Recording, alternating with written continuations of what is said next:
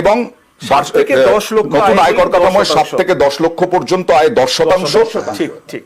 নতুন 7 থেকে 10 লক্ষ, 10 থেকে 12তে হচ্ছে 15%, এবং 10 থেকে 12 লক্ষ পর্যন্ত 12%, এবং তারপরে মানে 15 লক্ষ পার হয়ে গেলে 12 থেকে 15 লক্ষে এফেক্টিভলি আপনার যদি রোজগার হয় 3 লক্ষ টাকা, তাহলে আপনার কোনো ট্যাক্সই লাগছে না বার্ষিক। 3 লক্ষ টাকার উপরে হলে আপনি প্রথম 75,000 টাকা পর্যন্ত ট্যাক্স ফ্রি পাবেন।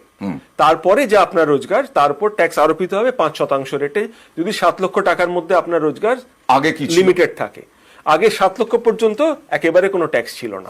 যেটা ঘুরিয়ে হলো সেটা হচ্ছে স্ট্যান্ডার্ড ডিডাকশনে যেরকম একটা এসকালেশন হলো 25,000 টাকায়, সেরকম একটা নতুন স্ল্যাব স্টার্ট হলো নিউ রেজিমে, যেখানে আপনাকে ট্যাক্স দিতে হবে। হঠাৎ করে যোগ বিয়োগ করলে হয়তো কাছাকাছি সমানই থাকবে। একটু যদি 15,000 টাকা লাভ হচ্ছে, কারণ হচ্ছে কি 25,000 টাকা স্ট্যান্ডার্ড ডিডাকশনে ছেড়ে দিয়েছে, হ্যাঁ, সেইটা 25,000 পকেটে থাকলো। আবার 2 লাখের মধ্যে 5% আপনাকে অ্যাডিশনাল ট্যাক্স হলো। 2 লাখের 5% অ্যাডিশনাল ট্যাক্স মানে আপনার 10,000 টাকা ট্যাক্স হলো। হরে ধরে যারা এর ওপরের স্ল্যাবে আছে তাদের 15,000 টাকা এক্সট্রা। আমি বলছি যে 3 লক্ষ টাকা পর্যন্ত আমাকে কোনো ট্যাক্স দিতে হচ্ছে না। ধরুন কারো যদি 5 লক্ষ টাকা হয়, তাহলে কত ট্যাক্স দিতে হবে? 5 লক্ষ টাকা হলে তাকে, এই আমার যদি বার্ষিক আয় 5 লক্ষ টাকা হয়, আপনাকে 4 লক্ষ টাকা হলে তাকে 10,000 টাকা ট্যাক্স দিতে হচ্ছে। কিন্তু সে কিন্তু ওই যে স্ট্যান্ডার্ড ডিডাকশনের ক্ষেত্রে যেটা মানে ছাড় পাচ্ছে, সেই ছাড়টা তার অ্যাডিশনাল হয়ে তার পকেটে কিছু এক্সট্রা টাকা থাকে। 4,25,000 টাকার উপর ট্যাক্স দিতে হবে, কারণ যেহেতু 75,000 টাকা পর্যন্ত আপনি পুরো ফ্রি পেয়ে গেলেন। এক্স্যাক্টলি। কিন্তু যদি হিসেবটা দেখা যায়, অয়ন, যদি হিসেবটা দেখা যায়, তাহলে তুমি 7 লক্ষ বেঞ্চমার্কে যদি হিসেবটা দেখো, তাহলে কিন্তু যে ট্যাক্স পেয়ার তার ক্ষতি হচ্ছে। ক্ষতি মানে 3 থেকে 7 লক্ষ পর্যন্ত আয় 5%। এক্স্যাক্টলি। সেই হিসেবে সেই ট্যাক্স পেয়ারে তুমি অ্যারাউন্ড দেখে নাও প্রায় 12,000 টাকা পর্যন্ত ট্যাক্সে, মানে অ্যাডিশনাল ট্যাক্সে তার স্পেন্ড হয়ে যাবে।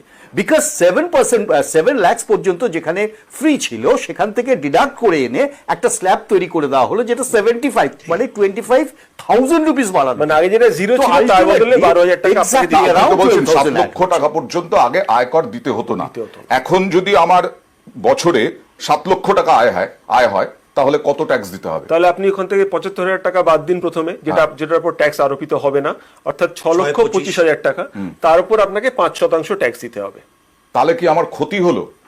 ক্ষতি হলো, কারণ 5% তো আপনাকে দিতে হচ্ছে, আগে তো তাও ছিল না। একটু বেশি আর্নিং হলে 25,000 আপনার যে বাদ যাচ্ছে, একটু বেশি আর্নিং হলে ক্ষতি হলো, এখানে কিন্তু নেই। 7 লক্ষ টাকার যে আপনি যেটা এখন অ্যাডিশনাল হলো, 7 লক্ষ টাকা অবধি তো ট্যাক্স ফ্রি ছিল না। এইবারে 3 লক্ষ টাকা ট্যাক্স ফ্রি। এইবারে 5 থেকে না, সেই না, 3 লক্ষ টাকাটা আগেও ছিল, নীল ছিল। 3 লক্ষ নীল ছিল। এইবারে 3 থেকে 7 যেটা বলছি, 5 লক্ষের ওপরে অ্যাডিশনাল যেটা হচ্ছে, সেটা হচ্ছে 5 লক্ষ 1,000 থেকে 1 টাকা থেকে 7 লক্ষ। তাতে আপনার 5% অ্যাডিশনাল ট্যাক্স আসছে।